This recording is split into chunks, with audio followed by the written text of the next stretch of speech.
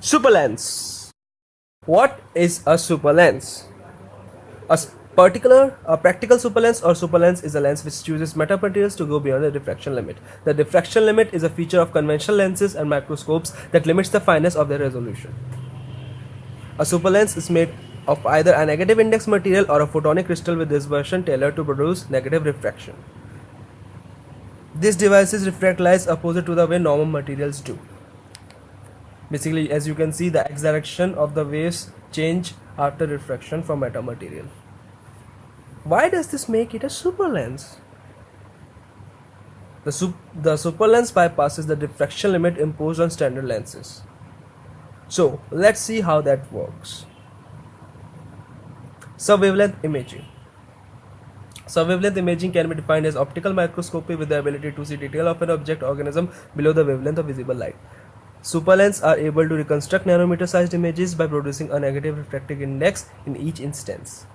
This compensates for the swiftly decaying evanescent waves. As is evident from this diagram, due to the presence of superlens, the amplitude of the evanescent wave rises and hence is increased. This diagram shows the ability of internal focus due to the metamaterial. Let's talk about perfect lenses. Penrose suggested that left-hand slabs allow perfect imaging. Basically, in perfect lenses, the refractive index tends to -1. Now we'll discuss the diffraction limit has a restriction on resolution. The field emanating from any object can be written as a superposition of plane waves. Here kz is a function of kx and ky. So if the thing inside the square root is negative, then kz becomes imaginary and the wave is an evanescent wave whose amplitude decays as the wave propagates in z direction. This results in loss of high frequency components of the wave which contain information about the small scale features of the object being imaged. So here from the equation we can see that the highest resolution which can be obtained is for k max is equal to omega by c, or for delta x minimum is approximately equal to lambda. But a super lens can overcome this limit. A Pendry type super lens has an index of n is equals to -1, and in such a for such a lens kz becomes equal to negative of root of omega square by c square minus kx square plus ky square.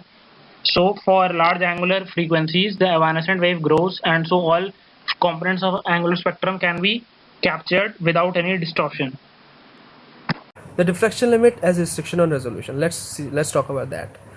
The performance limitation of conventional lenses is due to the diffraction limit. For larger angular frequencies, the evanescent wave now grows, so with proper lens thicknesses, all components of the angular spectrum can be transmitted to the lens undistorted. This is a very big advantage.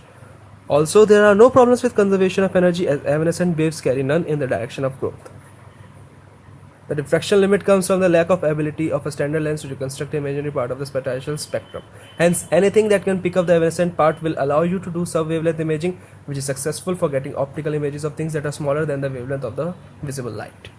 This diagram shows image and the object, and this diagram shows the increased resolution in image B due to super lenses. Thank you very much. God bless India. God bless IIT. Thank you.